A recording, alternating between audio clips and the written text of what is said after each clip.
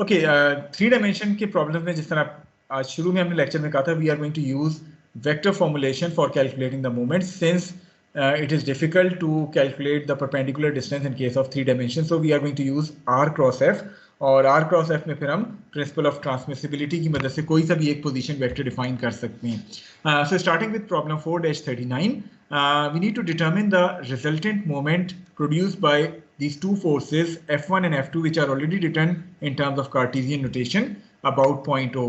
So we need to calculate the moment of these two forces about point O, the resultant moment. Moreover, we need to express the result as a Cartesian vector form. तो automatically जब हम r cross f से moment निकालेंगे तो हमें जो चीज़ मिलेगी वो कार्टेशियन वेक्टर फॉर्म की उसमें मिलेगी. तो हम जो है वो वेक्टर फॉर्मुलेशन का इस्तेमाल करेंगे.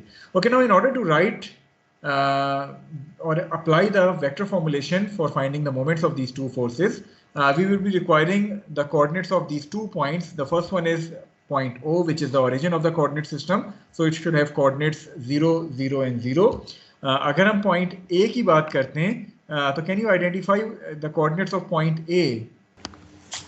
Sir, 3 जी 2 अच्छा and और 2 and or 2 or minus 2. -2. So 3, 2 and -2 are going to be the coordinates of this position vector r. So in order to take r cross f, कौन सा पोजीशन वेक्टर हमें define करना चाहिए आपके ख्याल में? जी, एनी आइडिया कि कौन सा पोजीशन वेक्टर हमें डिफाइन करना चाहिए? Shouldn't be the position vector ROA? Yes sir. ठीक है.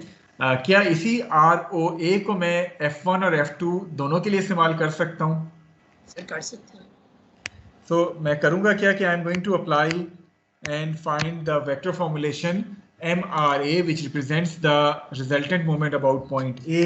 जिस तरह से पहले डिस्कस हुआ है, it is going to be R cross F, लेकिन चूंकि हमारे पास दो फोर्सेस हैं, so it is going to be ROA cross F1 plus ROA cross F2. So I am going to take the cross product of this position vector with both these forces, ROA cross F1 plus ROA cross F2. In order to apply it in vector formulation, हम करेंगे क्या कि उसी determinant की form में ये cross product जो है वो अप्लाई करेंगे. सो I J K आपके पास आ गए. अगर मैं इस ROA वेक्टर की बात करूं, so it is going to be 3I plus 2J minus 2K. ये मेरे पास वेक्टर ROA आ जाएगा.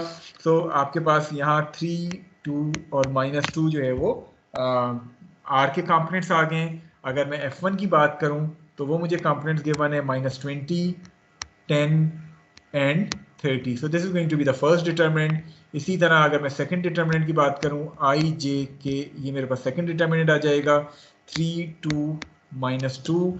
और F2 के कंपोनेंट्स की अगर मैं बात करूं तो it is -10, -30 and 50. So I'm going to expand these two determinants in order to find out the resultant force. So पहले आपने पहले determinant को expand किया, you are going to get this solution.